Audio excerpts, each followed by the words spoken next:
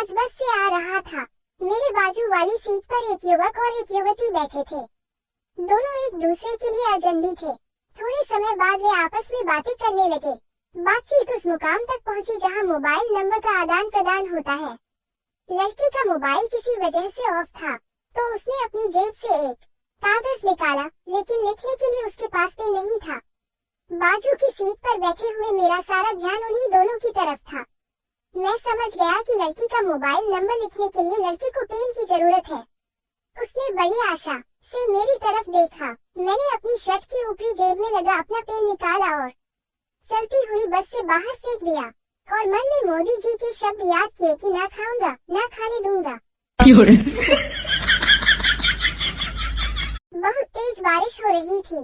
एक बुजुर्ग महिला ऋषिकेश से चंडीगढ़ जाने वाली बस में बैठी। महिला कंडक्टर से हरिद्वार आ जाए तो बता देना। कंडक्टर, ठीक है माता जी।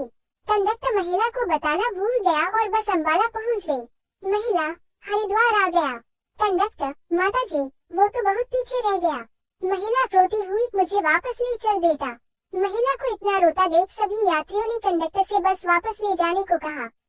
हरिद्वार पहुंचने पर कंडक्टर बोला, माता जी हरिद्वार आ गया, उतर जाओ। महिला, उतरू क्यों बेटा? कंडक्टर हैरान होकर, तो बस वापस क्यों लाने को बोला। महिला, मुझे डॉक्टर ने कहा था कि हरिद्वार पहुंचकर कैप्सूल खा लेना। 2 मिनट रुक, कैप्सूल खा लो, फिर जाना तो चंडीगढ़ ही है। सब बेहोश। पार करने के बाद बहुत तकलीफ होती है, कुछ अच्छा नहीं लगता। 30 पर थे तब कितना अच्छा लगता था, कितना उत्साह था लाइफ में, कभी भी कहीं भी जा सकते थे। अब बाहर निकलने का मन ही नहीं करता। 20 पर थे तब तो बाहर ही कुछ और थी, कितना भी काम कर लो थकते नहीं थे, पर अब तो किसी काम में मन नहीं लगता।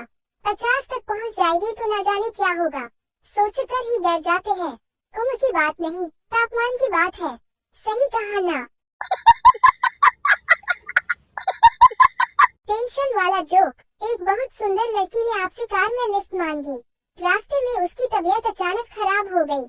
आप उसे हॉस्पिटल ले गए। डॉक्टर बोला, मुबारक हो आप बाप बनने वाले हैं। लो साला हो गई टेंशन। आप बोले, मैं इसके बच्चे का बाप नहीं हूँ। लड़की बोली, यही मेरे इस होने वाले बच्चे का बाप है। और टेंशन। डॉक्टर ने पुलिस बुलाई और आपका मेडिकल चेकअप हुआ। रिपोर्ट आई कि आप तो कभी बाप बन ही नहीं सकते। साला और टेंशन। आपने थैंक गॉड कहा और बाहर आ गए। फिर याद आया कि आपके घर में 2 बच्चे हैं, वो किसके हैं? Real tension. कुछ सवाल ऐसे भी होते हैं जिनका कोई एक सही जवाब नहीं हो सकता। बीवी, क्या मैं मोटी दिखती हूँ? पति, हाँ। बीवी, तूफान। बीवी, क्या मैं मोटी दिखती हूँ? पति, नहीं। बीवी, झूठ है। बीवी, क्या मैं मोटी दिखती हूँ? पति, शायद। पत्नी, तुम इतने इंडिसाइसिव कैसे हो सकते हो? बीवी, क्या मैं मोटी दिखती हूँ? पति, मुझे नहीं पता। बीवी, अंधे हो क्या? बीवी, क्या मैं मोटी दिखती हूँ?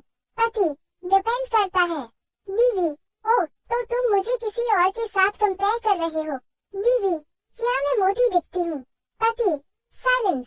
बीवी, बहरे हो क्या? सुनाई नहीं देता क्या?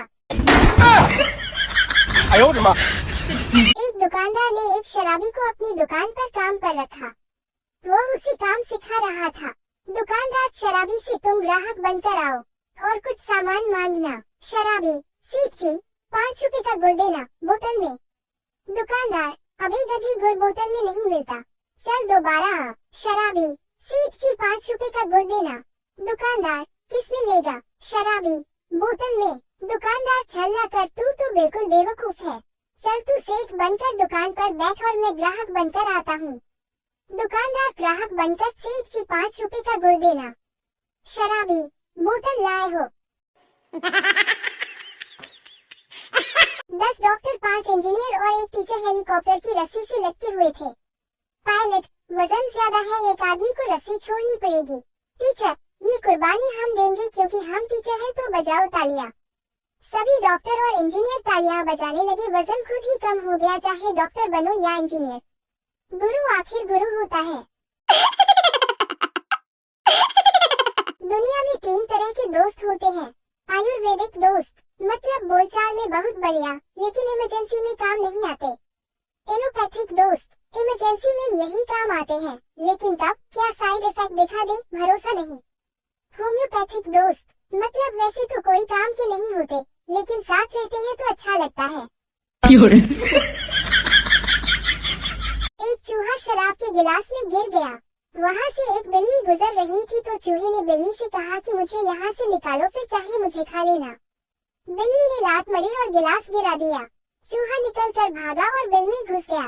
बिल्ली ने कहा, झूठे धोखेबाज, तुम तो कह रहे थे कि मुझे निकालो, बेशक मुझे फिर खा लेना। चूहा मुस्कुराया और बोला, जान नाराज मत होना, उस वक्त मैं शराब के नशे में था।